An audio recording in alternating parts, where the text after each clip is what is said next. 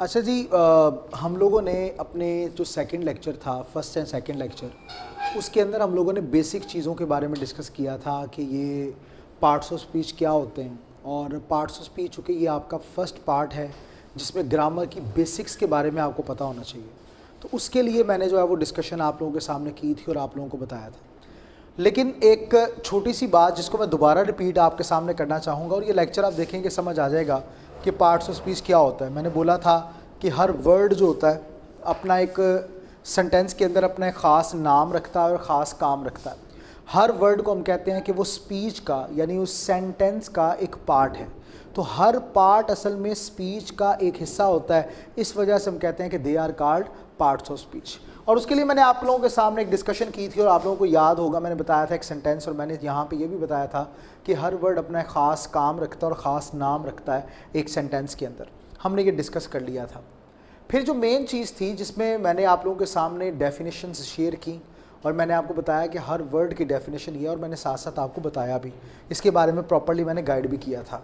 यानी आपको याद होगा मैंने नाउन के बारे में बताया था और मैंने एक डेफिनेशन आपके सामने कही थी कि कोई भी नाम हम उसे क्या नाम देते हैं जी, कि दैट इज़ कॉल्ड नाउन।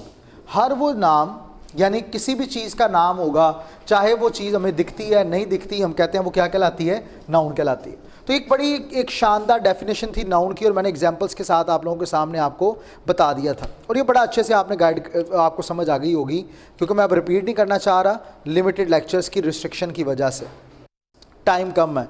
इसी तरह मैंने हर एक चीज़ की डेफिनेशन आपको बता दी थी और उसके ऊपर डिस्कशन की थी मैंने आपको प्रेपोजिशन के बाद तक बता दिया था, चीज़ें डिस्कस की थी। कंजंक्शन का मतलब क्या होता है कि ये अल्फाज को आपस में मिलाने का काम करता है और उसके लिए मैंने आपको एक नाम बताया था, वो क्या है, फ़ैन वॉइस। और फ़ैन वॉइस में एफ़ जो है वो स्टैंड करता है ख़ास लफ्ज़ पे। तो यानी ऐसे अल्फाज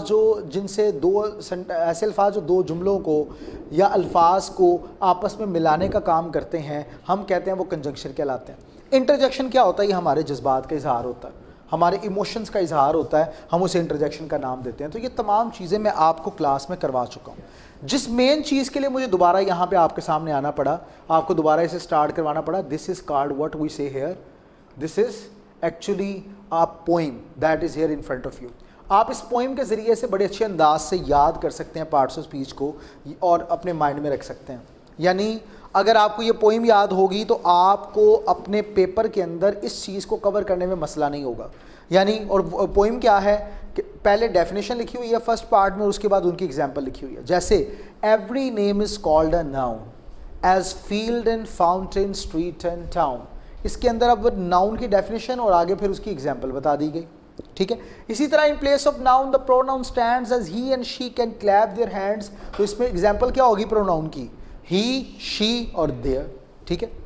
इसी तरह the adjective describes the thing as magic wand और bridal ring. Most verbs mean action, something done, to read and write, to jump and run. How things are done the adverbs tell, as quickly, slowly, badly, well. The preposition shows relation, as in the street or at the station. Conjunctions join in many ways. Sentences, words, phrase and phrase. The interjection cries out heat. An exclamation point must follow me. तो this was actually a definition in front of you. आप इस definition के ज़रिए से बड़े अच्छे अंदाज से अंडरस्टैंड कर सकते हैं कि एक पार्ट ऑफ स्पीच नाउन क्या है, एडजेक्टिव क्या है, प्रोनाउन क्या है, एडवर्ब क्या है, ये सारी चीज़ें आप अंडरस्टैंड कर सकते हैं। और फिर उसके साथ ही मैंने उसकी एग्जांपल आपके सामने रख दी। इसको शो करने का मकसद ये था कि वो जो आपके क्यूएटी के सिलेबस में सबसे पहली बात आपको कही गई कि आपको पार्ट्स ऑफ स्पीच के बारे में पता होना चाहिए, तो ये ऑफिशियली हमारा ये सेशन पार्ट्स ऑफ स्पीच का यहाँ पे ख़त्म होता है।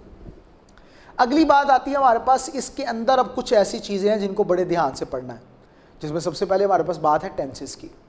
और टेंसेस के बारे में मैंने आप लोगों को अपने सेकेंड लेक्चर में बड़ी तफसील से बताया और आपको याद होगा कि टेंसेस के अंदर ही मैंने आपको एक बात बताई थी कि कैसे पता चलेगा कि एक सेंटेंस एक्टिव है या पैसिव है, एक्टिव वॉइस क्या है और पैसिव वॉइस क्या है। उसके लिए मैंने भी कुछ आपको गाइडलाइंस दी थी, उसके बारे में मैंने आपको बताया था।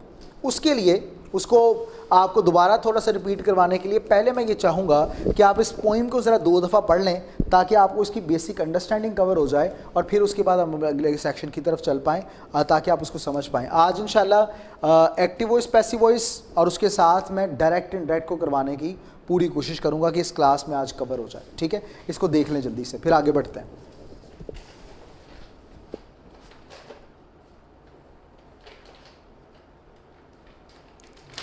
अब आपकी अटेंशन दोबारा इस तरफ, आप लोगों के सामने मैंने एक टेंसेस के ऊपर एक जो सेकंड लेक्चर था बड़ी तफसील से आप लोगों को दिया और उसके अंदर मैंने बेसिक चीज़ों के बारे में आपको बताया। अब यहाँ पे टेंसेस के बारे में मैंने कहा था कि 2 टेंसेस की टाइप होती हैं, एक होता है एक्टिव वॉइस और दूसरा कहलाता है पैसिव वॉइस। मैंने आप लोगों को बताया था कि ऐसे सेंटेंसेस जिनमें सब्जेक्ट का होना जरूरी होता है हम कहते हैं वो क्या है, एक्टिव वॉइस, और ऐसे सेंटेंसेस जिनके अंदर ऑब्जेक्ट का होना मस्ट होता है उन्हें क्या कहते हैं, पैसिव वॉइस कहते हैं। ठीक है, तो मैंने कुछ बातें हैं, पहले जरा एक्टिव वॉइस के बारे में। एक्टिव वॉइस मैंने बताया था 12 टेंसेस होते हैं, बड़ी तफसील से मैंने बताया वो, इसलिए मैं दोबारा इस चीज को रिपीट ही करना चाह रहा। आपके लिए ये टेबल मौजूद है जिससे आप बड़े अच्छे अंदाज से समझ सकते हैं कि किसके साथ क्या है एंड ऑल दैट, आप उसको समझ पाएंगे और अंडरस्टैंड अच्छे तरीके से कर लेंगे। तो एक काम आपने लाजमी करना है कि इस टेबल को अपने पास रखिएगा माइंड में ताकि अच्छे अंदाज से आप चीज़ों को अंडरस्टैंड कर सकें और समझ पाएं। तो ये हमारे पास एक जो टोटल हैं 12 टेंसेस, उनका एक ख़ास टेबल हमारे पास मौजूद है, उसको आप लोगों ने अंडरस्टैंड रखना है, अपने पास रखना है ताकि आप चीज़ों को समझ पाएँ और अंडरस्टैंड कर पाएँ। तो यहाँ पर हमारे पास 12 टेंसेस के फॉर्मूलाज के साथ और हेल्पिंग वर्ब के साथ मैंने एक सेक्शन आपके सामने शो कर दिया। इसी तरह जब हम बात करते हैं पैसिव वॉइस की, तो पैसिव वॉइस के ऊपर भी हमारे पास ये एक सेक्शन मौजूद है जो कि आपके सामने मौजूद है। मैं ज़रा पैसिव वॉइस को करवाने से पहले कुछ इंपॉर्टेंट बातें हैं जिन्हें यहाँ पे डिस्कस करना मुनासिब समझता हूँ ताकि आप उसको अंडरस्टैंड कर पाएँ और फिर उसके बाद आप पैसिव वॉइस को जब करेंगे तो फिर आपके लिए पैसिव वॉइस करना मुश्किल नहीं होगा। चूंकि आपको MCQs पोर्शन आना है तो इस वजह से मैं नहीं चाहूँगा कि आप इतना ज़्यादा इन डेप्थ चीज़ के ऊपर जो है वो जाएं और चीज़ को अंडरस्टैंड करने की कोशिश करें, लेकिन ये मैं ज़रूर चाहूँगा कि आपको पैसिव वॉइस के बारे में एक बेसिक गाइडलाइन बहुत अच्छे अंदाज से होनी चाहिए। आपको याद होगा मैंने अपनी क्लास 2nd के अंदर बताया था कि जो एक्टिव वॉइस सेंटेंसेस होते हैं उनके लिए एक स्ट्रक्चर फॉलो किया जाता है। वो कौन सा स्ट्रक्चर है जी? SVO structure. ठीक है, याद है बाजी आपको? SVO स्ट्रक्चर क्या है कि सब्जेक्ट पहले आता है, फिर वर्ब आता है, फिर ऑब्जेक्ट आता है। यानी ये एक SVO स्ट्रक्चर है हमारे पास जिसको हम फॉलो करते हैं किसके अंदर? एक्टिव वॉइस के अंदर। एक्टिव वॉइस के अंदर SVO फॉर्मूला हमेशा इस स्ट्रक्चर को फॉलो किया जाता है, यानी हमेशा पहले सब्जेक्ट आएगा, फिर वर्ब आएगा, फिर ऑब्जेक्ट आएगा, इसके दरमियान हेल्पिंग वर्ब आएगा, ठीक है, इसके दरमियान एडवर्ब्स आएंगे, वो सारी बात की बात। लेकिन जो स्ट्रक्चर मेन बेसिक होगा वो कौन सा होगा? SV होगा फॉर एक्टिव वॉइस। ठीक है, आपको ये भी याद होना चाहिए कि मैंने एक्टिव और पैसिव को एक खास नाम दिया था। वो क्या था? उर्दू में एक नाम था, हाँ जी, सरकारी इदारे और प्राइवेट इदारे। जो एक्टिव वॉइस हैं ये कहलाते हैं हमारे सरकारी इदारे और पैसिव वॉइस कहलाते हैं हमारे प्राइवेट इदारे। मैंने बड़ी ही तफसील से आपको ये बात यानी बड़े देसी अंदाज में बता दिया था। सरकारी इदारे में अहमियत दी जाती है, इंसान को बीमार होता है तो ये नहीं कहते जी sorry we can't go with you, वो कहते हैं ठीक है आप अपना इलाज करवाएं, काम तो होता रहेगा।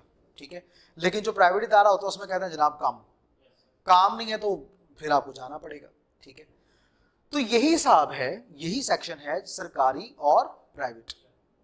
तो मैंने कहा था कि जो सरकारी इदारे होते हैं वहां पे इंसान को अहमियत दी जाती है और प्राइवेट इदारों में किसको? काम को अहमियत दी जाती है। इसी तरह आपने सिंपल सी बात याद रखनी है कि SVO अगर फॉलो किया जाता है फॉर एक्टिव वॉइस तो आपने ये भी बात याद रखनी है, इसको भूलना नहीं है कि OVS का जो सेक्शन होता है, OVS यानी ऑब्जेक्ट वर्ब ऑब्जेक्ट सब्जेक्ट, ये फॉलो किया जाता है किसके लिए? पैसिव वॉइस के लिए। यानी मतलब क्या था? मैंने आपको बताया था कि अगर एक्टिव वॉइस के अंदर ऑब्जेक्ट नहीं भी होगा तो सेंटेंस बन जाएगा, और मैंने पैसिव वॉइस के बारे में बताया था कि अगर सब्जेक्ट नहीं भी होगा तो काम चल जाएगा। प्राइवेट इदारे में इंसान हो या ना हो कोई बात नहीं, बदलता रहे लेकिन काम होना चाहिए, और एक्टिव वॉइस के अंदर इंसान हो, काम है या नहीं है वो बाद में देखी जाएगी। ठीक है, तो एक बात आपने याद रखनी है, एक्टिव वॉइस के अंदर मैंने बताया कौन सा फॉर्म ऑफ वर्ब यूज करना है, ये सब कुछ वो मैं बात कर चुका हूं। पैसिव वॉइस के बारे में कुछ इंपॉर्टेंट बातें उनको याद रखें। नंबर 1 बात जो आपने याद रखनी है वो ये कि पैसिव वॉइस के अंदर हमेशा थर्ड फॉर्म ऑफ वर्ब लगती है, चाहे कुछ भी हो जाए। मैं उसके लिए बात कहता हूं तो चाहे आंधी आए तूफान आए, हमेशा थर्ड फॉर्म ऑफ वर्ब ही आएगी। पैसिव वॉइस में कौन सी फॉर्म ऑफ वर्ब यूज होगी? Third form. और कभी सेकंड हो सकती है, किसी टेंस में सेकंड यूज हो सकती है जी, कंडीशन के हिसाब से पैसिव वॉइस में किसी जगह पे second form of verb use हो सकती है ना? हाँ, तो अभी मैंने एक बात कही आपको, मैं क्या भावें आंधी आए तूफान आए सारा घर भी रुड़ जाए, भावें तुसी आप भी रुड़ जाओ, सिर्फ तुसी बचो, जुत्ती भी ताड़ी रुड़ जाए, फिर भी थर्ड फॉर्म ऑफ वर्ब आनी। समझ आई है बात की? ये मैं इसलिए बता रहा हूं कि तुहानू याद रहेगा। पैसिव वॉइस में कुछ भी हो जाए थर्ड फॉर्म ऑफ वर्ब ही आएगी। सेंटेंस पैसिव वॉइस होगा, उसमें कुछ भी हो जाए, क्या? थर्ड फॉर्म ऑफ वर्ब ही आएगी। ठीक है? अच्छा, अब जरा बड़े ध्यान से बात सुनिएगा। पास्ट इंडेफिनिट के एक्टिव वॉइस के अंदर हम यूज करते हैं second form of verb simple sentences में, और first form of verb use करते हैं किसमें? अदर सेंटेंसेस में, यानी डिड के साथ। ठीक है? जब पास्ट इंडेफिनिट का हम पैसिव वॉइस बनाएंगे, सिर्फ पास्ट इंडेफिनिट में, बाकी की बात नहीं कर रहा, बाकी में तो पड़ा थर्ड फॉर्म ऑफ वर्ब, लेकिन जब पास्ट इंडेफिनिट का हम पैसिव वॉइस बनाएंगे तो फिर उस वक्त हम कौन सी फॉर्म ऑफ वर्ब लगाएंगे पैसिव वॉइस में? क्या लगाएंगे? नहीं चलो मैं और आप बताओ। सिर्फ पास्ट इंडेफिनिट में सेकंड फॉर्म ऑफ वर्ब लगाएंगे पैसिव वॉइस में, कौन सी? ए भाइन वास्ते है कि मैं मिसाल तुहानू दसना, छोटी सी मिसाल। वो भाइन है ना, वो सुन तो लो, सुन तो ले, सुन तो लो मिसाल। वो ना, वो एक बंदे ने ना ड्राइविंग सिखाई एक भाई को, आप नहीं थे वो, कोई और था, उसको ना ड्राइविंग सिखाई। ड्राइविंग सिखाने के बाद ना उसने, चलो थोड़ा उसको ना ट्विस्ट को और अच्छा करते हैं, एक बाजी को सिखाई, ठीक है, एक लड़की को, ठीक है। तो उन्हें ड्राइविंग सिखाई, तो ड्राइविंग सिखाने के बाद ना उन्हें कहते हैं, ड्राइविंग का आखिरी टेस्ट था, सिर्फ आखिरी सवाल था। उसने कहा जी आपने बड़ा अच्छा परफॉर्म किया, सिर्फ एक आखिरी सवाल है आपसे कि अगर कभी खुदा ना खास्ता ऐसे हो जाए कि आप गाड़ी चला रहे हो तेज़, आपका हस्बैंड और आपके जो भाई हैं, भाई ये दोनों सामने आ जाए, हस्बैंड आ जाए और भाई दोनों आ जाए सामने, तो आप पहले क्या करोगी? आप पहले किसे मारोगी? पहले किसे मारोगी? तो वो आगे से बड़ा रोती हुई, एकदम उसके आंसू निकल आते हैं, कहते हैं हस्बैंड से मुझे बहुत प्यार है, लेकिन मेरे भाई के बच्चे भी हैं, तो भाई के साथ एक बड़ी एसोसिएशन है, बड़ी ज़रूरी किस्म की, तो मैं ना अपने हस्बैंड को मार दूंगी। रोते हुए साथ उसके 3-4 आंसू निकल आए। वो आगे से कहता है बहन खुदा का वास्ता है, तुम्हें मैं कितनी बार बताऊं, एक बार मैं फिर बता देता हूँ, इसके बाद मैं नहीं बताऊंगा, कि चाहे जो कुछ भी सामने आए आपने सबसे पहले ब्रेक मारनी है। ठीक है? तो पैसिव वॉइस है, चाहे कुछ भी हो जाए आपने थर्ड फॉर्म ही लगानी है। पैसिव वॉइस हमेशा थर्ड फॉर्म ही लगानी है, खुदा का वास्ता है थर्ड फॉर्म ऑफ लगानी है। ठीक है? ये बात आपने याद रखनी। तो मैंने आपको सेकंड लेक्चर के अंदर बताया था, वो बात मैंने ये कही थी कि जनाब सेंटेंसेस के अंदर हमें, हमारे पास अगर उस सेंटेंस की पहचान हमारे लिए फॉर्म ऑफ वर्ब और हेल्पिंग वर्ब पता हो, तो दुनिया में कहीं से कोई भी सेंटेंस आए हम उसे सॉल्व कर लेते हैं। मैंने बताया इसके बारे में आपको, ये सेकंड लेक्चर में बताया।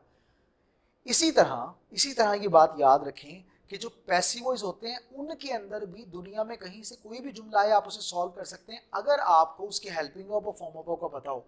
फॉर्म ऑफ वर्ब तो हमें पहले ही पता है कौन सी यूज होगी, थर्ड। ठीक है? ये तो हमें पहले ही पता है, हर टेंस में third form of verb use होगी। अब बात आती है कि कहां पर हेल्पिंग वर्ब कौन सा यूज होगा, तो उसके लिए बड़ी आसान सी बात है कि जितने भी इंडेफिनिट के टेंस होते हैं एक्टिव वॉइस में, जितने भी इंडेफिनिट के टेंस होते हैं एक्टिव वॉइस में, जितने भी इंडेफिनिट के टेंस होते हैं, कौन कौन से होते हैं? Present indefinite, past indefinite, future indefinite. जितने भी इंडेफिनिट के टेंस होते हैं उनमें हेल्पिंग वर्ब हमेशा उनके कॉन्टिन्यूअस का आएगा, उनमें हेल्पिंग वर्ब हमेशा उनके कॉन्टिन्यूअस का आएगा।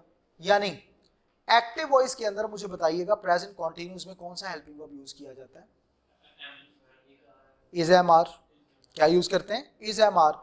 तो जनाब जब प्रेजेंट इंडेफिनिट का पैसिव वॉइस बनाएंगे तो उनमें हेल्पिंग वर्ब कौन सा यूज होगा? Is am are. और इसी तरह पास्ट कॉन्टिन्यूस में हेल्पिंग वर्ब कौन सा यूज होता है?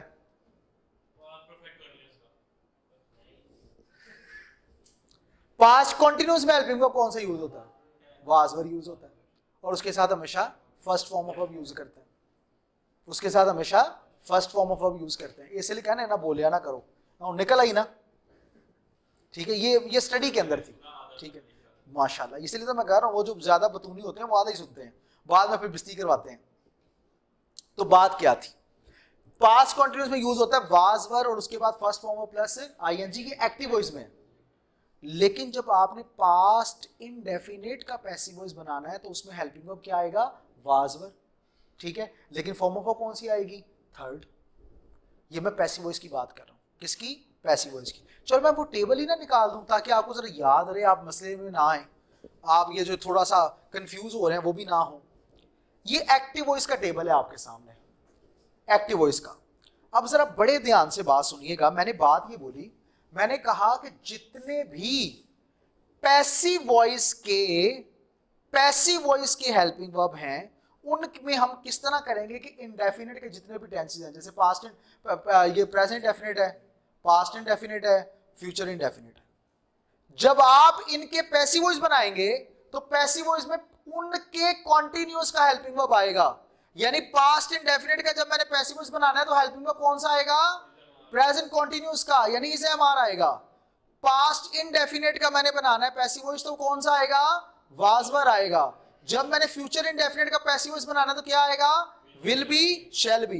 ये बात समझ आ गई? पैसिव वॉइस के जितने भी इंडेफिनिट हैं जब उनके हम पैसिव वॉइस बनाएंगे, यानी जितने भी इंडेफिनिट के टेंसेस हैं जब उनके पैसिव वॉइस बनाएंगे तो एक्टिव वॉइस के कॉन्टिन्यूअस वाला हेल्पिंग वर्ब यूज होगा। ये बात समझ आ रही है? जब आप रिकॉर्डिंग सुनेंगे तो आपको और अच्छे समझ आ जाएगी। इसी तरह दूसरी बात, जितने भी परफेक्ट के टेंसेस हैं, अब परफेक्ट के कौन कौन से हैं? Present perfect, past perfect, future perfect. बस यहां तक आओ भी, मैंने परफेक्ट तक बोला। जितने भी परफेक्ट के टेंसेस है, प्रेजेंट परफेक्ट है, पास्ट परफेक्ट है, फ्यूचर परफेक्ट है, जब आप इनके पैसिव वॉइस बनाना चाहेंगे तो उनके परफेक्ट कॉन्टिन्यूअस का हेल्पिंग वर्ब आएगा। एक्टिव वॉइस के परफेक्ट कॉन्टिन्यूअस का हेल्पिंग वर्ब आएगा। यानी मैं अगर प्रेजेंट परफेक्ट का पैसिव वॉइस बनाना चाहता हूं तो मैं किसका हेल्पिंग वर्ब लगाऊंगा? प्रेजेंट परफेक्ट कॉन्टिन्यूअस का। कौन सा आएगा? हैज हैव यूज होता है ना प्रेजेंट परफेक्ट में, तो मैं क्या लगाऊंगा? Has been, have been. Past perfect का अगर मैं हेल्पिंग वर्ब यूज करना चाहूंगा मैं क्या लगाऊंगा? पैसिव वॉइस में। फ्यूचर परफेक्ट का यूज करना चाहता हूं मैं क्या लगाऊंगा? फ्यूचर परफेक्ट कॉन्टिन्यूअस का। ये बात समझ आ गई? ध्यान है? क्लियर है ये बात? ये मैंने इतनी अहम बात आपको बता रहा हूं जिसको समझने में सदियां बीत जाती हैं, लेकिन मैं आपके सामने इसको बड़े ही शॉर्ट अंदाज में बता रहा हूं ताकि आप समझ पाओ, इसको अंडरस्टैंड कर लो। अब हमारे पास मतलब ये हुआ कि 6 टेंसेस कंप्लीट हो चुके। कौन से 6 tenses? Present definite, past indefinite, future indefinite, present perfect, past perfect और फ्यूचर परफेक्ट। कवर हो गए?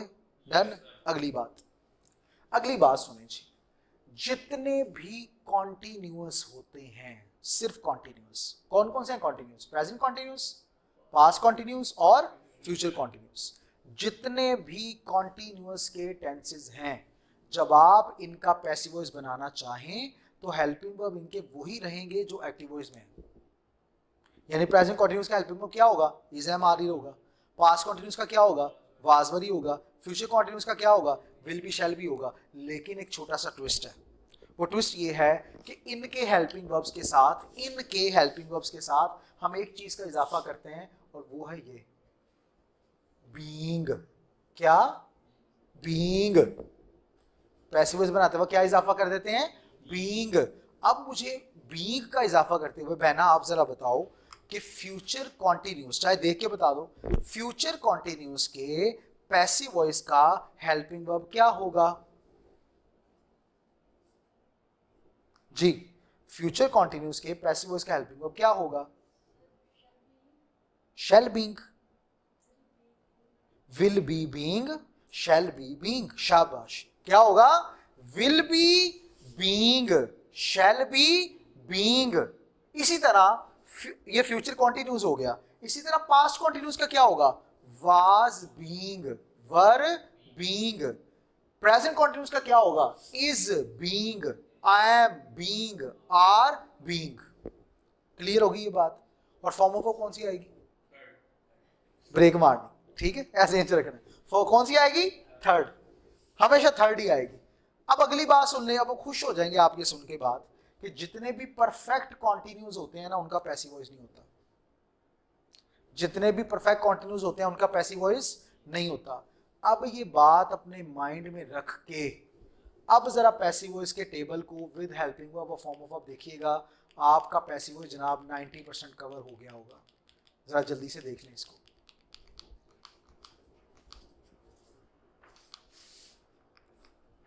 लो जी, जल्दी से जरा एक नजर देख लो, कोई प्रॉब्लम है तो पूछो, जल्दी देखें, जल्दी, शाबाश।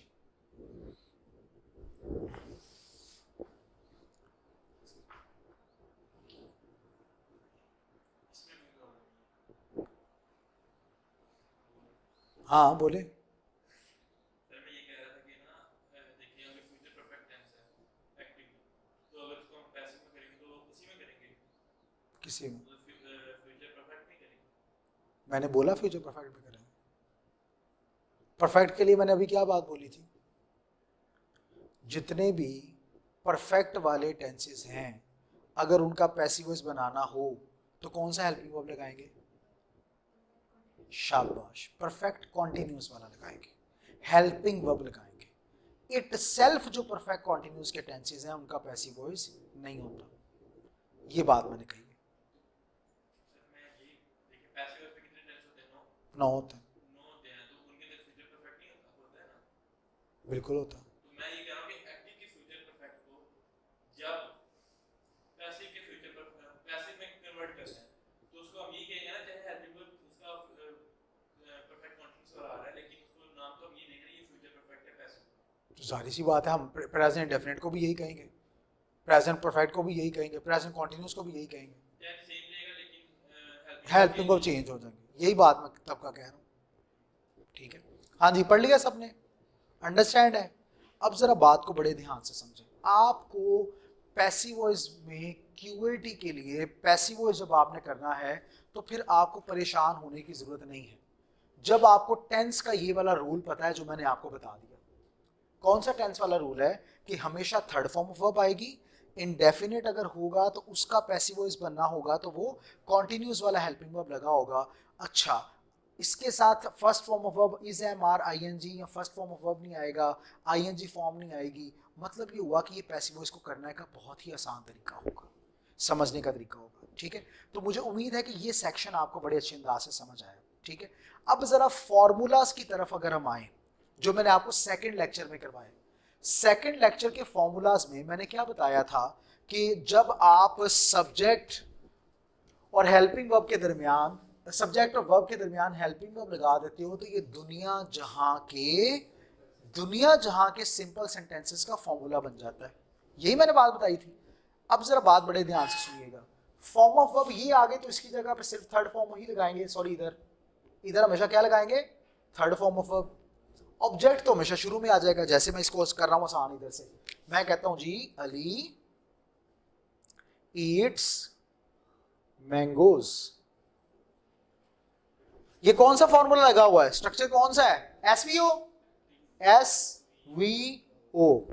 जब पैसिव वॉइस बनाना है तो ओ को इधर ले आओ, एस को इधर ले आओ, ओ को इधर ले आओ, एस को इधर ले आओ, बाकी सारा वैसे का वैसे रहेगा। फॉर्म ऑफ कौन सी आएगी?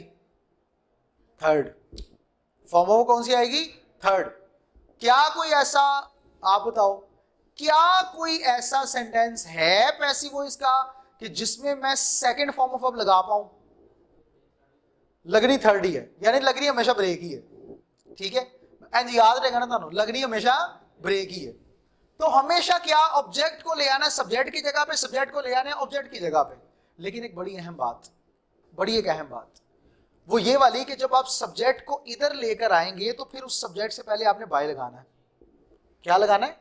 बाय, बी वाई, बाय लगाना है जी। सर मैं ये कह रहा था कि वहां पे कि या फिर कोई क्वेश्चन है, एक क्वेश्चन है कि अली ईट्स मैंगो, इसको ये एक्टिव वॉइस है, इसको पैसिव वॉइस में कन्वर्ट करें, तो हम वहां पे अगर लिख देते हैं आंसर के अंदर, आप लिखते नहीं, आपके पास ऑप्शन आएंगे, आपने ऑप्शन का इंतखाब करना। उसके अंदर सर मेरे ऑप्शन आ गए 3, चौथी कोई क्वेश्चन है, 3 ऑप्शन चाहिए, ये मैंगोस आर ईटन बाय या mangoes have been eaten by, तो इसमें सर हम कौन सा चूज करेंगे? जो तो ऑप्शन और थी वो आपने सवाल सुना इनका? नहीं सुना। अली ईट्स मैंगोज, ये टेंस कौन सा है? तो फिर इसका मतलब है कि आप इंडेफिनेट का ही पैसिव वॉइस बनाएंगे कि कॉन्टिन्यूस का पैसिव वॉइस लगा देंगे? ऑब्वियस सी बात है ना भाई, आपको एक इंडेफिनेट का टेंस लिखा हुआ है आपके सामने, आप इंडेफिनेट का ही पैसिव वॉइस बनाएंगे, कॉन्टिन्यूस का थोड़ी चूज करेंगे। अली इज ईटिंग मैंगोस है, उसके लिए बीइंग वाली बात समझ आती है। Is am are I N G form वाला तो चक्कर ही कोई नहीं है। तो इंडेफिनेट के बारे में पूछा गया, इसका पैसिव वॉइस बनाओ, तो इंडेफिनेट का पैसिव वॉइस बनाना है आपने, तो उसमें कॉन्टिन्यूस का क्यों आप हेल्पिंग वर्ब लगाएंगे?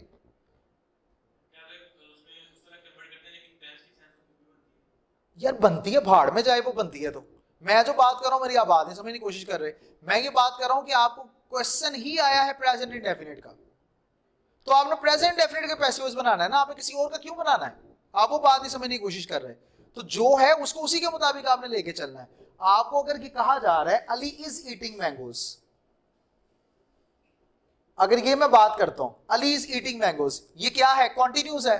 अब इस कॉन्टिन्यूस का पैसिव वॉइस सही आंसर होगा, क्या होगा जरा बताएं मुझे, अगर आप इसको चेंज करना चाहें। Mangoes are being eaten by Ali, ये सही होगा। अगर आ गया कि अली मैंगोज आर ईटन, गलत होगा। मैंगोज आर बीइंग ईटन, ये समझ आ रही है, लेकिन अगर मैंगोज हैव बीन ईटन तो ये भी गलत होगा, क्योंकि हमने इसका पैसिव वॉइस बनाना है, किसी और का नहीं बनाना।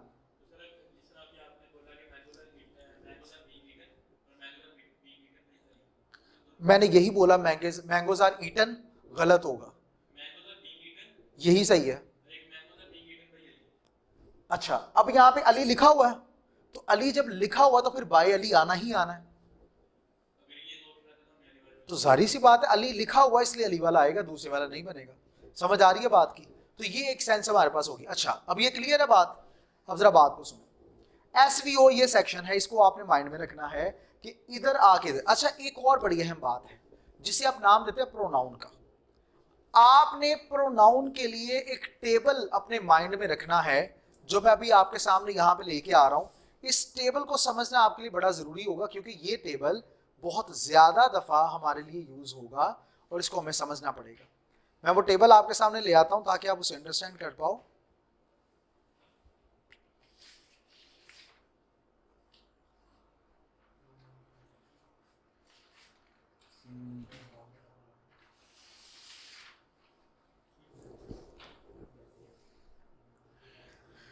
ले जी, ये टेबल आपके सामने आ रहा है, जरा इसको बड़े ध्यान से देखिएगा। ये प्रोनाउन का टेबल है, प्रोनाउन का टेबल है जो भी आपको यहां पे नजर आ रहा है। जब आपको आया ये सेंटेंस, जरा देखिएगा, मैं अगर इस अली की जगह पे लिख देता हूं I am eating mangoes, I am eating mangoes, इसमें आई क्या है? सब्जेक्ट है। मैंगोस क्या है? ऑब्जेक्ट है। तो मैंने क्या करना है? जगह को इंटरचेंज करना है। इसकी जगह पे इधर आएगा, तो ये आई जब मैं इधर लेके आऊंगा, इधर लेके आऊंगा, तो इस जगह पर बाय आई लिखना गलत होगा। इस जगह पर फिर मुझे ऑब्जेक्टिव केस ऑफ प्रोनाउन लगाना पड़ेगा आई का। मैं क्या लगाऊंगा? ऑब्जेक्टिव केस, जो कि होगा मी, बाय मी। अच्छा, अगर यहां पे आए, मैं इस तरह पूछता जाऊंगा ताकि आप साथ साथ समझ पाओ, चीजों को अंडरस्टैंड कर लो। दे आर ईटिंग मैंगोस, तो मुझे बताएं यहां पे बाय दे आएगा, क्या आएगा? मैं यहां पे देम लगा दूंगा। समझ आ रही है बात की? तो ये प्रोनाउन का एक रूल है। अगर स्टार्ट में आई है तो इधर आके क्या बन जाएगा? मी, क्योंकि ऑब्जेक्टिव केस है। इसी तरह अगर स्टार्ट में ही है तो एंड पे क्या जाके बन जाएगा? हिम बन जाएगा। ठीक है, तब हमेशा आप ऑब्जेक्टिव केस ऑफ प्रोनाउन लगाते हैं। जब एंड पे आएगा तो वो क्या लगाएंगे आप? Objective case of pronoun. जनाब, पैसिव वॉइस आपके एंड हो गए।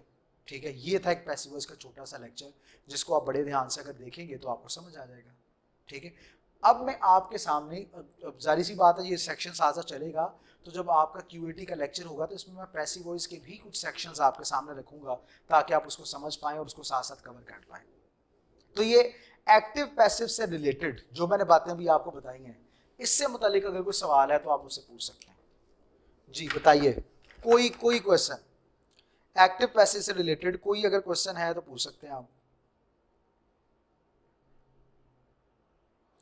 बताएं जी बताएं।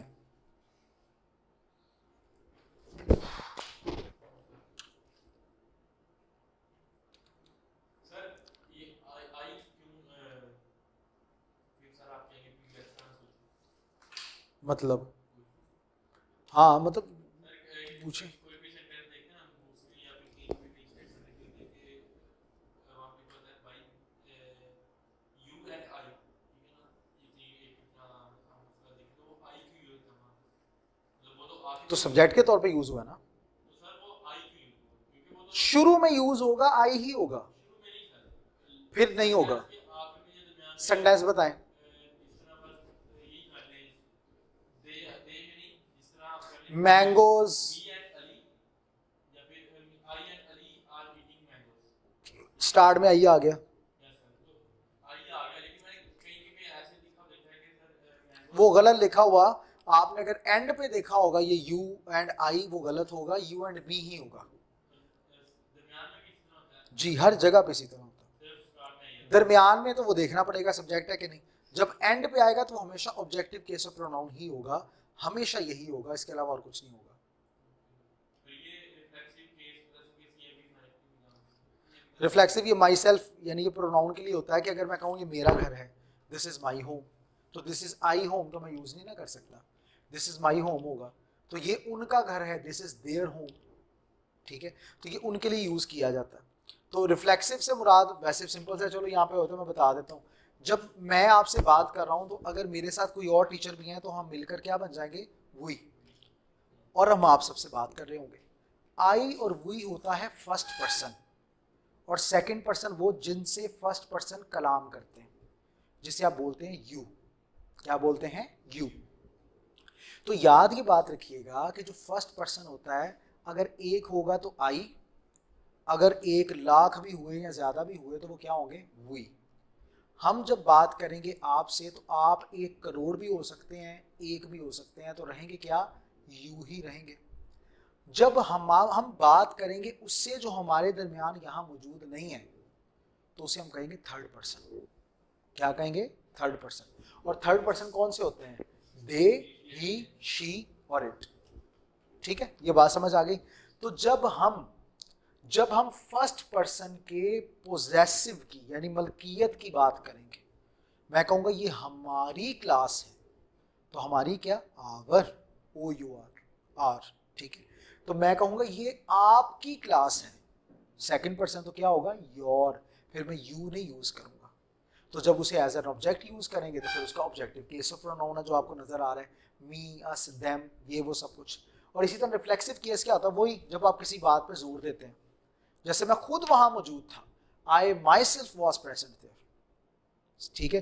और ये बड़े शाज़ केसेस में लेकिन होता है कि भाई मैं खुद वहां पे मौजूद था, मैं कह रहा हूँ, तो उसे क्या नाम देते हैं, रिफ्लेक्सिव केस। तो इसका सर पैसिव वॉइस क्या होगा, आई माई सेल्फ, पैसिव वॉइस में सेंटेंस होता है, इनका पैसिव वॉइस कुछ नहीं होता।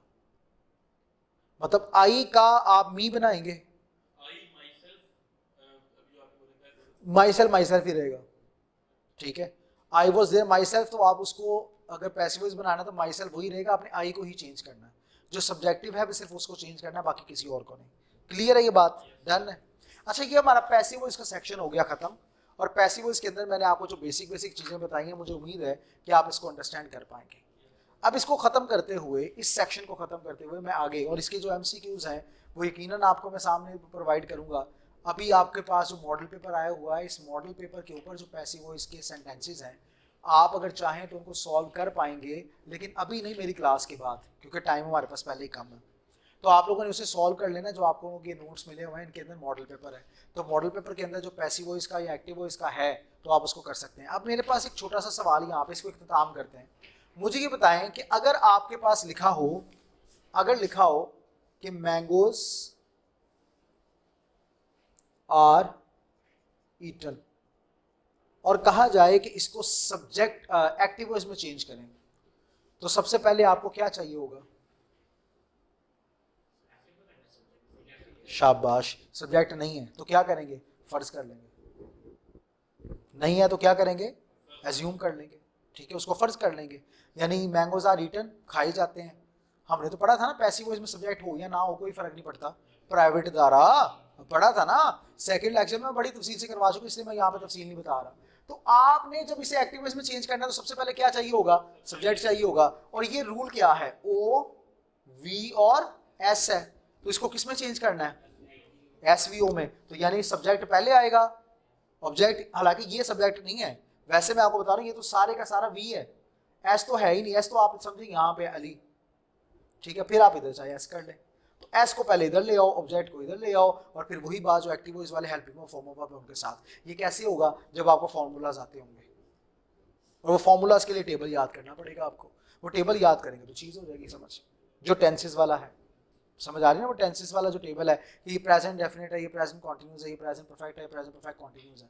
तो जब आपको वो टेबल का पता होगा तो आप उससे कवर कर पाएंगे। क्लियर है, बिल्कुल आ सकते हैं, ये साथ ही है ना, प्रैक्टिस के ऊपर ही है। जब इधर हमने एक्टिव से पैसिव में किया तो ओवीएस कर दिया, तो जब पैसिव से एक्टिव में करेंगे तो एसवीओ कर देंगे, सेम रूल तो वही रहेगा। हेल्पिंग वर्ब का ध्यान रखना पड़ेगा, टेबल में एक्टिव वॉइस में क्या यूज हुआ है। पैसिव वॉइस में तो थर्ड फॉर्म ऑफ वर्ब भी यूज होती है हमें पता है, लेकिन एक्टिव वॉइस में तो चेंज हो जाता है ना, ठीक है, उधर फॉर्म ऑफ वर्ब भी चेंज होती है और हेल्पिंग वर्ब भी चेंज होता है। क्लियर है, डन है। अच्छा, अब जनाब हम आते हैं अपने डायरेक्ट एंड डायरेक्ट के सेक्शन की तरफ। और डायरेक्ट एंड डायरेक्ट को समझने के लिए हमें प्रोजेक्टर की जरूरत नहीं है, ठीक है, तो इसलिए मैं अभी प्रोजेक्टर को करता हूँ बंद और आपको डायरेक्ट एंड डायरेक्ट का सेक्शन बताने की कोशिश करता हूँ, ठीक है। इसको मैं जरा बंद कर दूँ ताकि आप उसको फिर समझ पाएं और फिर डायरेक्ट एंड डायरेक्ट के सेक्शन को आप अंडरस्टैंड कर पाएं, क्योंकि उसके लिए मैं बोर्ड पे ही काम करना चाहूँगा, that would be very fantastic one thing, तो इसलिए मैं उसको यूज करने जा रहा हूँ। अच्छा जी, आने जा रहे हैं अबाउट डायरेक्ट एंड इनडायरेक्ट। इसके लिए सबसे पहली बात जो आपने याद रखनी है डायरेक्ट एंड डायरेक्ट के लिए, वो ये वाली बात है कि डायरेक्ट एंड डायरेक्ट का एक नाम होता है जिसे आप नाम देते हैं नरेशन। क्या नाम देते हैं, नरेशन का। नरेशन बातचीत, वजाहत, ठीक है, गुफ्तगू को आप जब वजाहत दे रहे होते हैं तो उसे नरेशन कहते हैं। बयानिया भी नाम दिया जाता है, ठीक है। अब मैं इसके लिए ना आपके सामने एक सेंटेंस पहले लिखता हूँ, फिर मैं इसको आपको समझाता हूँ ताकि आपको समझ आए बात की, तो आप इसको अच्छे से समझ भी पाएंगे।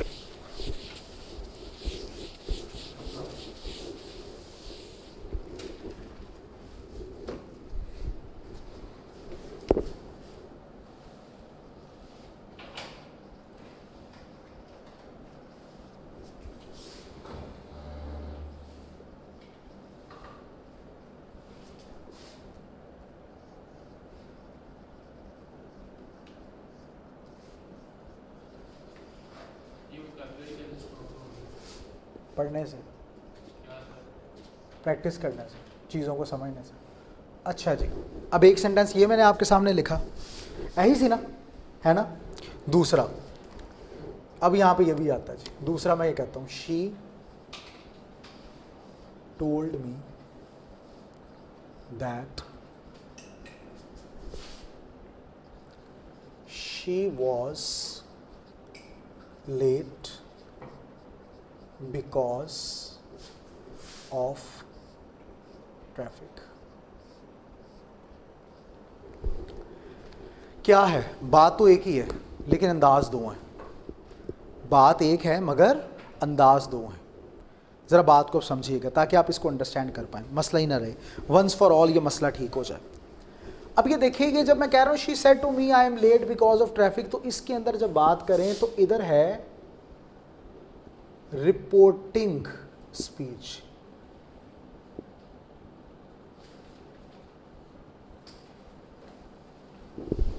रिपोर्टिंग, जब आप इधर बात करते हैं तो इसका मतलब है रिपोर्टेड स्पीच।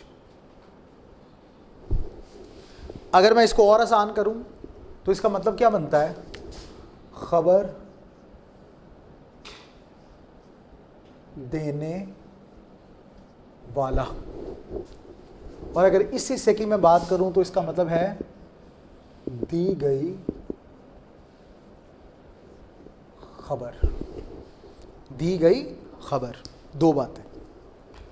अब इसके अंदर जब आप देखते हैं ये वाला सेक्शन, ये पूरे का पूरा, इसे नाम देते हैं जनाब डायरेक्ट स्पीच। इसे कहा जाता है, ये क्या है, डायरेक्ट स्पीच। और इसी तरह जब आप इस वाली बात की बात करते हैं तो इसे नाम देते हैं इनडायरेक्ट स्पीच।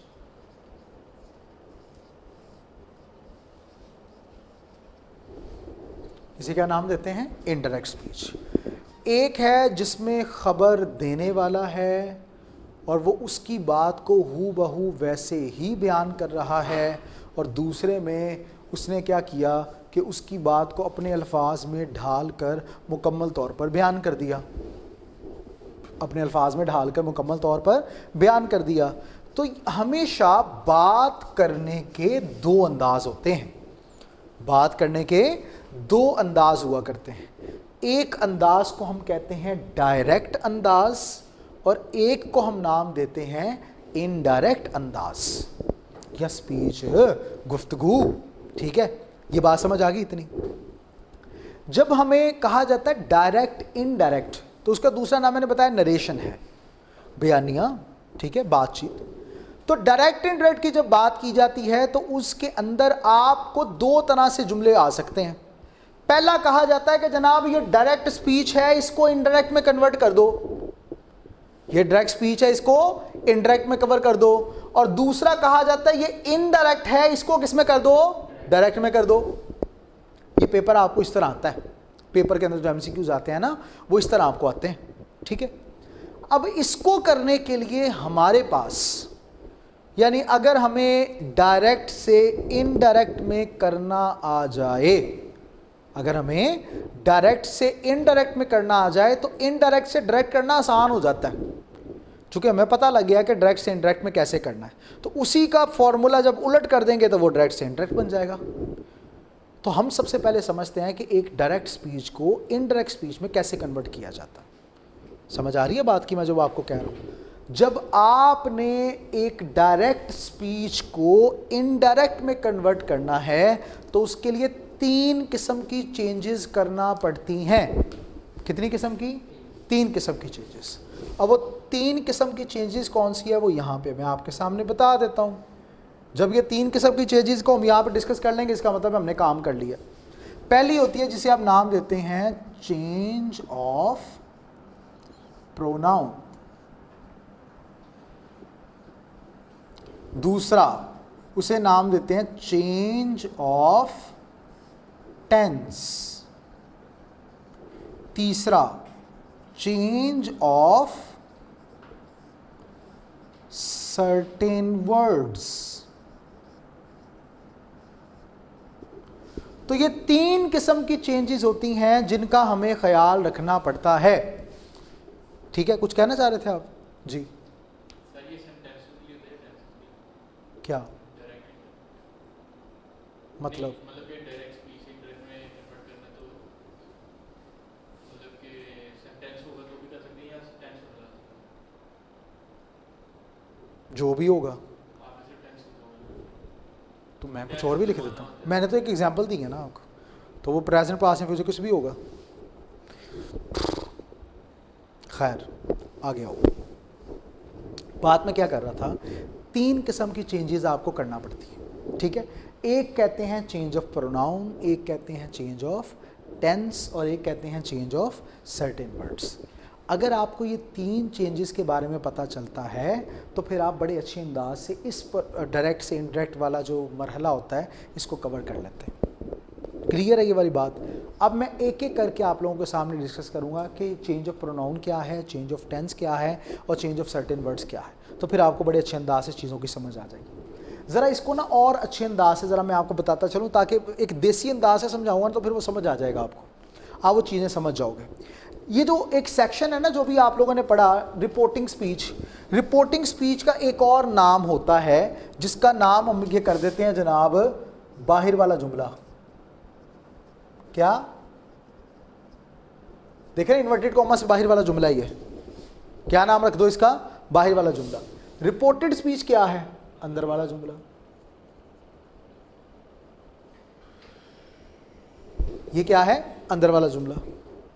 ये दो बातें आप याद रखें। यहाँ तो आपको अंग्रेज़ी याद रहती है तो फिर आप कहें रिपोर्टिंग स्पीच और फिर रिपोर्टेड स्पीच। रिपोर्टेड का मतलब क्या है? दी गई खबर। रिपोर्टिंग क्या है? देने वाला। ठीक है, अगर ऐसे नहीं तो आप इस तरह कर लें, बाहर वाला जुमला और अंदर वाला जुमला। अंदर वाला जुमला क्या होगा? जो इन्वर्टेड कॉमा के अंदर होगा। बाहर वाला जुमला क्या होगा? जो इन्वर्टेड कॉमा से बाहर होगा। ठीक है, क्लियर इतनी बात। आइए अब ज़रा जो अगली बात है मैं आपको समझाऊं। इसके अंदर सबसे पहले जिस चीज़ को हम करेंगे उसका नाम हमारे पास होगा चेंज ऑफ प्रोनाउन। करवाऊं पहले? चलो चेंज ऑफ प्रोनाउन करवाता हूं। पहले हम समझते हैं अबाउट चेंज ऑफ प्रोनाउन।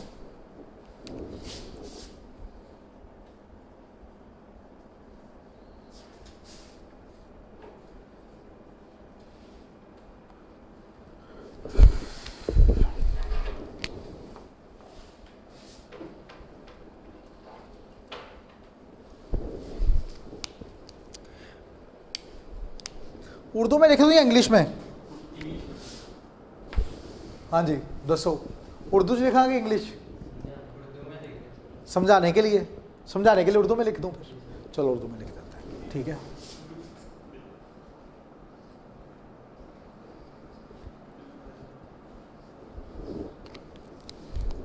ये मैं एक ही नाम लिखूंगा फिर आप उसको समझ लीजिएगा रिपोर्टिंग कह रहे हैं रिपोर्टेड कह रहे हैं।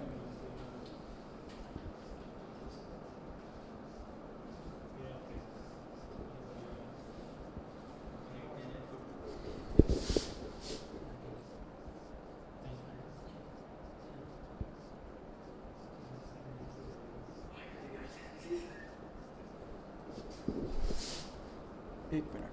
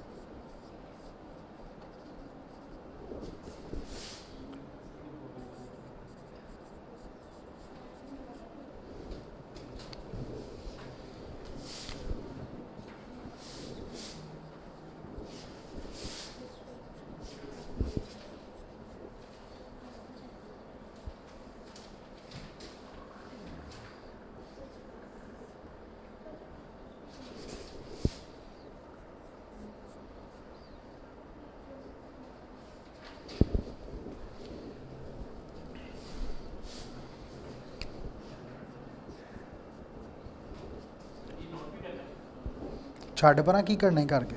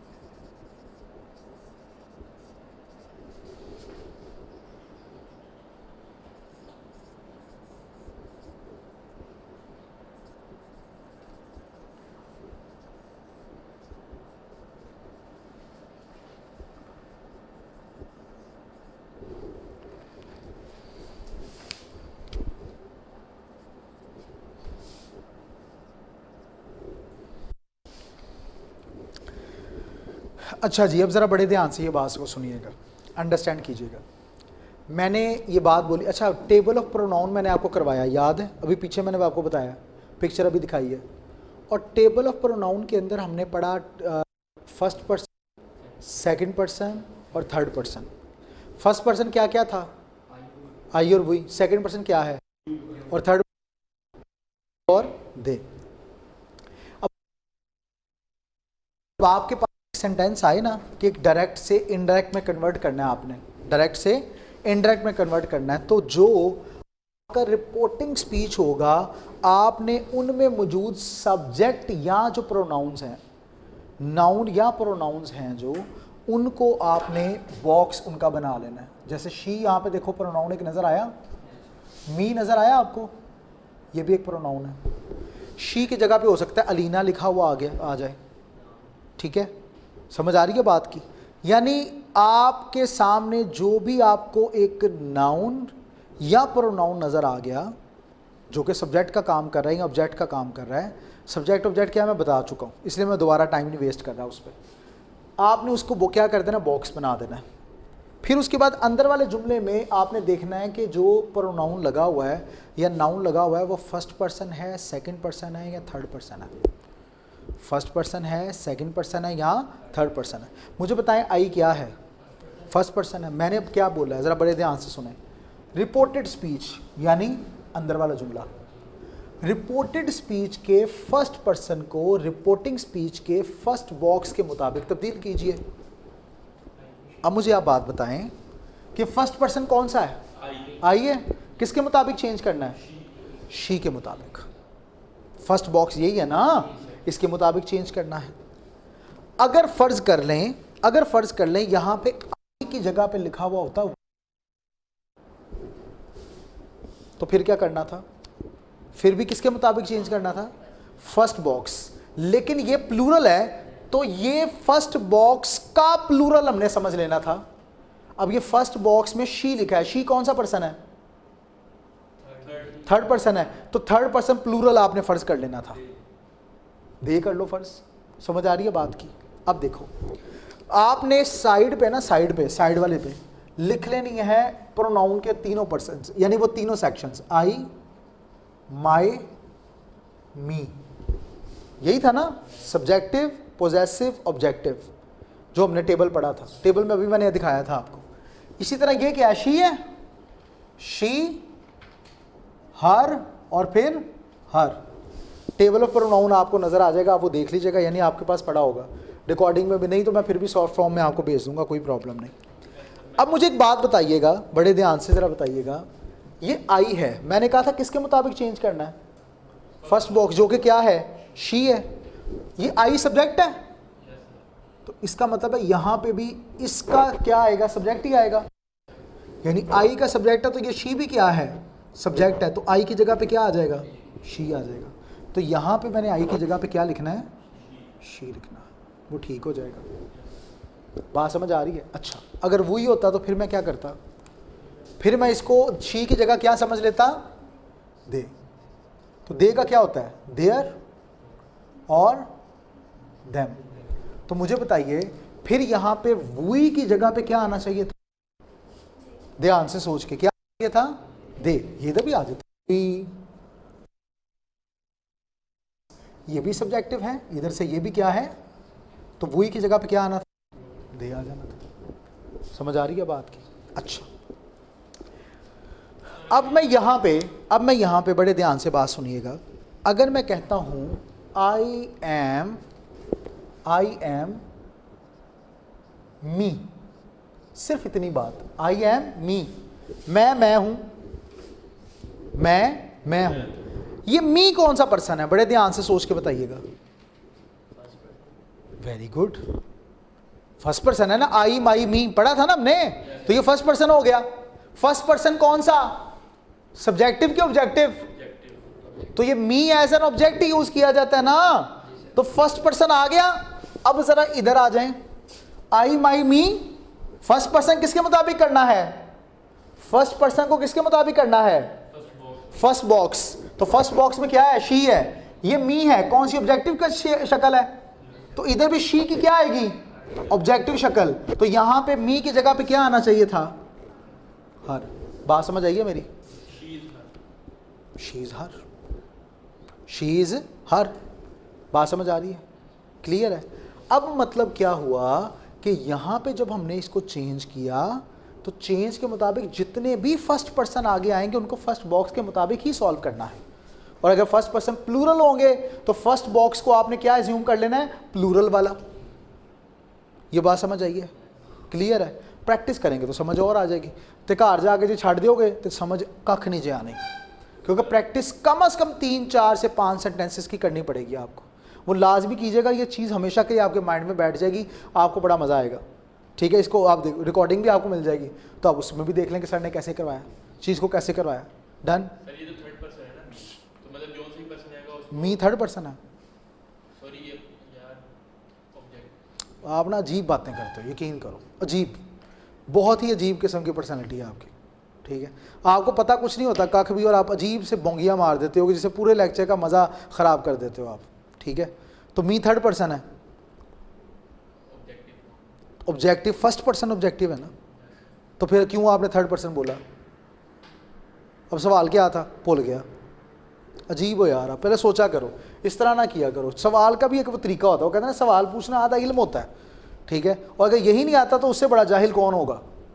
कोई सवाल ही नहीं पूछना जा रहा। अभी तक जितने भी आपने सवाल पूछे सारी बोंगियाँ मारी हैं, कोई एक भी सवाल आपने चज का नहीं पूछा जिससे मज़ा आए कि हाँ यार स्वाद आया। तो मी क्या है? एज एन ऑब्जेक्ट यूज हुआ आई के, तो फर्स्ट पर्सन ही हुआ, तो किसके मुताबिक होगा? फर्स्ट बॉक्स के मुताबिक। अब ज़रा बात को सेकंड वाले को पढ़ें, अगर पहली समझ आई है ना तो दूसरी बड़े ध्यान से आपको समझ आ जाएगी, बड़े आराम से। क्या बोला है? रिपोर्टेड स्पीच यानी अंदर वाला जुमला, रिपोर्टेड स्पीच के सेकंड पर्सन को रिपोर्टिंग स्पीच यानी बाहर वाले जुमले के सेकंड बॉक्स के मुताबिक तब्दील कीजिए, सेकंड बॉक्स के मुताबिक तब्दील कीजिए। आइए अब जरा इधर आते हैं। शी सेड टू मी, उसने मुझसे कहा। अब यहां पे शी क्या है? शी क्या है? फर्स्ट बॉक्स, शाबाश, ये शी फर्स्ट बॉक्स है। मी क्या है? Second box. आई क्या है? First person. यू क्या है? Second person. अब क्या बोला? सेकंड पर्सन को किसके मुताबिक करना है? सेकंड बॉक्स के मुताबिक। सो यू, ये यू क्या है? सेकंड पर्सन है, तो मैं सेकंड बॉक्स के मुताबिक हल करूंगा। आइए जरा यहां पे अब देखते हैं। मैं कहता हूं आई, माय, मी, फिर यू, योर, यू। ऑब्जेक्ट के तौर पे भी यू यूज होता है। ठीक है, अब मुझे जरा बड़े ध्यान से सोच के बताइएगा, बड़े ध्यान से सोच के, कि ये जो यू है, यू क्या है? सेकंड पर्सन है, सब्जेक्ट है कि ऑब्जेक्ट है? बड़े ध्यान से सोचो। सब्जेक्ट के तौर पे यूज हुआ है ना। So you may go to the college, यानी दो बातें, आई एम लेट एक जुमला, you may go to the college दूसरा जुमला। इसको मिलाया किसने? कंजंक्शन ने, फैन बॉयज। याद है ना वो फैन बॉय कंजंक्शन। तो जनाब ये बात, यू सब्जेक्ट, तो इसका मतलब ये हुआ कि मी का सब्जेक्ट मुझे यू की जगह पे लगाना है। तो मी का सब्जेक्ट क्या है? आई। तो इसका मतलब है मैं यहां पे क्या लगाऊंगा? यहां पे क्या लगाऊंगा? ये मी की जगह पे आई है, तो मैं इसको आई को यहां पे यू की जगह पे लगा दूंगा। समझ आ गई बात की? क्लियर है? हाँ जी, ये सब, यानी ये मी क्या है? सेकंड पर्सन है, तो मी यहां पे चाहे ऑब्जेक्ट है, लेकिन जब मैं इधर आऊंगा तो ये तो सब्जेक्ट है ना, तो मी का सब्जेक्ट मुझे यहां पे लगाना है। डन है ये बात? अच्छा, अब ये बात समझ आ गई। अगली बात सुनो, अगर सेकंड बॉक्स मौजूद ना हो तो रिपोर्टेड स्पीच के सेकंड पर्सन को थर्ड में तब्दील कर दें, सेकंड को थर्ड में तब्दील कर दें। ठीक है, या अच्छा, अब जरा बात को ध्यान से सुनिएगा। अब मैं यहां पे आता हूं, शी सेड, बस, और कॉमा शुरू, और ये वाला सेक्शन में कर देता हूं खत्म। I am late so you may leave the college. अब जरा बड़े ध्यान से देखें, यू सेकंड पर्सन है, यहां पे सेकंड बॉक्स मौजूद ही नहीं है, आप इसे थर्ड में, थर्ड का कोई सी भी लगा दें। अब मुझे क्या पता यू से क्या मुराद है? यू से क्या मुराद है? सेकंड पर्सन है ना, तो सेकंड पर्सन को मैं क्या कर दूंगा? थर्ड में चेंज कर दूंगा। अच्छा, she said that she was late so she was late so he may go to the college, वो जा सकता है। अच्छा, एक मज़ेदार वाली बात यह है कि जब सेकंड बॉक्स मौजूद नहीं होता फिर जोन सा मर्जी आप प्रोनाउन लगा दो, उस चल जाएगा। चाहे थर्ड का लगा दो, चाहे फर्स्ट का लगा दो, चाहे सेकंड में ही लगाने दो। ये भी मज़ेदार वाली बात है। सेकंड में भी रहने दो, गलत नहीं होगा। क्यों? क्योंकि मैं पता ही नहीं है सब्जेक्ट कौन सा है, यानी यू में से मुराद क्या है या मी तो लिखा ही नहीं हुआ, तो मैं कोई भी लगा सकता हूं। अगर मैं इसको चेंज कर दूं, अगर सेकंड पर्सन को इसको मैं चेंज करके आपके लिए आसान कर दूं, सेकंड पर्सन को अपनी मर्जी के मुताबिक तब्दील कर दें,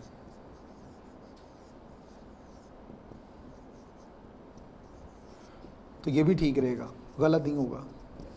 थर्ड में भी कर सकते हैं और अपनी मर्जी के मुताबिक भी आप तब्दील कर सकते हैं। डन है। अच्छा, जितने भी बाहर वाले जुमले होते हैं उनमें थर्ड बॉक्स नहीं होता, थर्ड बॉक्स नहीं होता। तीसरी बात, अब ये भी ज़रा सुन लीजिएगा ताकि आप इसको अंडरस्टैंड और अच्छे से कर लें। क्या बात है, मैं इसको यहाँ पे लिख दूँ, कहाँ पे लिख दूँ, इधर लिख देता हूँ, इसे रेस करता हूँ ताकि आपको समझ आ जाए।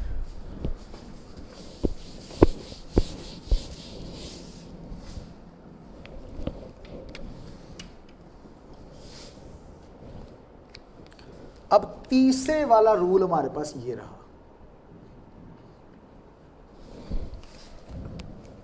ये है जी, चूंकि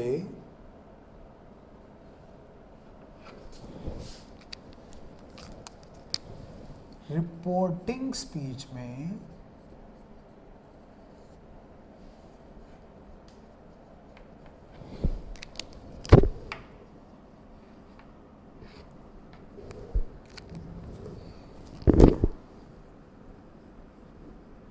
थर्ड बॉक्स मौजूद नहीं होता, इसलिए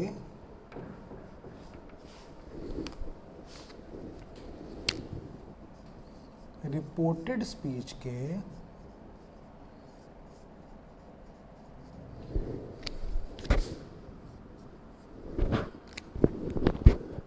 थर्ड पर्सन को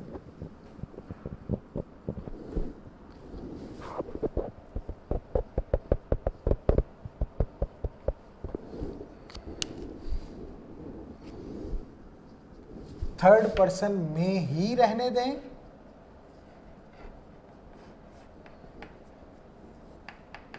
या जुमले के मुताबिक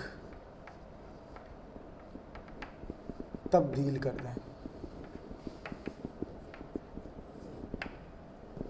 ठीक है, अब ज़रा बात को सुनो। मैंने कहा कि ये जो सेंटेंस आपको नज़र आ रहा है, चलो इधर आ जाते हैं।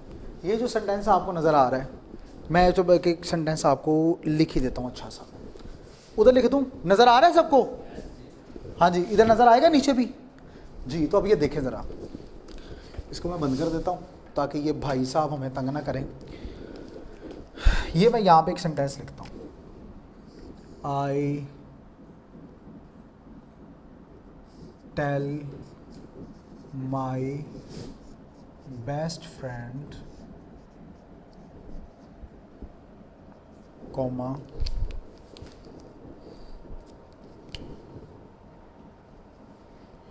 she is ignoring me because I refused to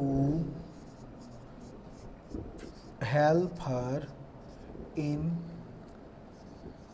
her difficult time।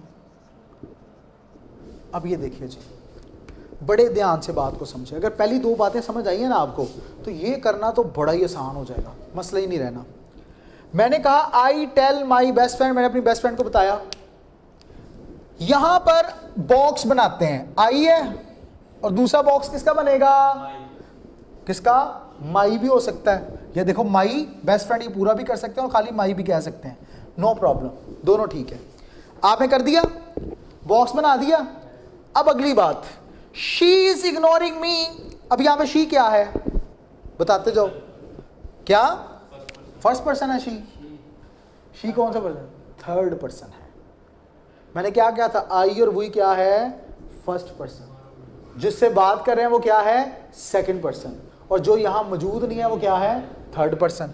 अब शी क्या है, थर्ड पर्सन, मी क्या है, फर्स्ट पर्सन, आई क्या है, फर्स्ट पर्सन, हर क्या है, हर क्या है, थर्ड पर्सन। इतने ज्यादा यहां पे हमने डिस्कस किए, लेकिन इनके अंदर पहली दो बातें तो हमने कवर कर ली हुई हैं ना जनाब। वो क्या की हैं कि जो फर्स्ट पर्सन होगा उसको किसके मुताबिक, ठीक है, अच्छा सेकंड पर्सन तो है ही नहीं है, थर्ड पर्सन होगा उसको अपनी मर्जी के मुताबिक तब्दील कर दो, कोई मसला नहीं। अब मैं इसको अपनी मर्जी के मुताबिक तब्दील करना चाहूँ, कैसे करूँगा, यहाँ कर सकता हूँ, नहीं कर सकता, मैं इसे चेंज करूँगा इधर आके, ठीक है। अब मैं चलो इधर से ही इसे आपको बताने की कोशिश करता हूँ। अब इसको मैं चेंज कर रहा हूँ, आई क्या है, फर्स्ट बॉक्स है, माई बेस्ट फ्रेंड क्या है, सेकंड बॉक्स है, सेकंड पर्सन तो है ही नहीं, इसलिए साढ़े आसानी हो गई, मसला नहीं रहा। अब सिर्फ फर्स्ट पर्सन को मैंने चेंज करना है, इधर भी आई लगा हुआ, इधर भी आई है, इसका मतलब मैं इसे चेंज नहीं करूंगा, सब्जेक्ट ना वही रहेंगे। अब थर्ड पर्सन वाला रोल है, अब यहां पे क्या है, शी इज इग्नोरिंग मी। अब मैं इसे शी, चूंकि थर्ड पर्सन है ही नहीं, मैं शी में ही रहने दूं, कोई मसला नहीं। शी इज इग्नोरिंग मी, मी क्या है, फर्स्ट पर्सन, फर्स्ट बॉक्स के मुताबिक वही रहना है, चेंज ही नहीं होना। समझ आ रही है ना बात की। आई का ऑब्जेक्टिव क्या होता है, मी, तो ये ऑलरेडी मी है, तो उधर भी मी आना था, क्लियर। अच्छा, she is ignoring me because I refuse to help her in her difficult time, बस बात खत्म। मतलब क्या कि थर्ड पर्सन जो होगा, चूंकि थर्ड बॉक्स होता ही नहीं, अब थर्ड पर्सन भी रहने दें।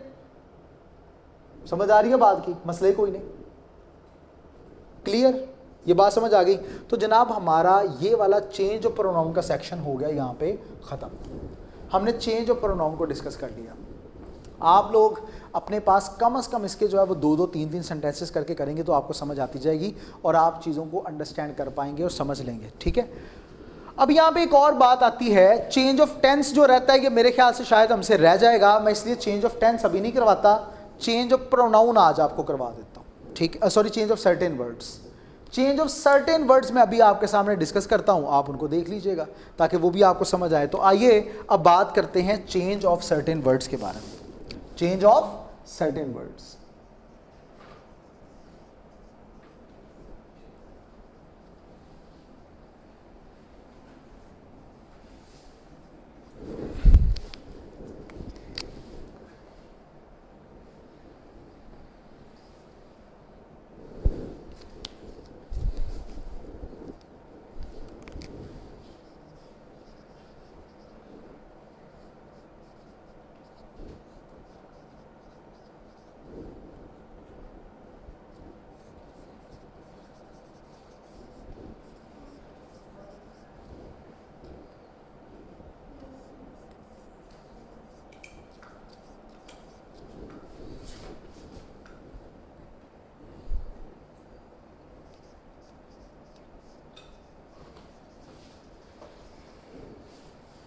ठीक है, और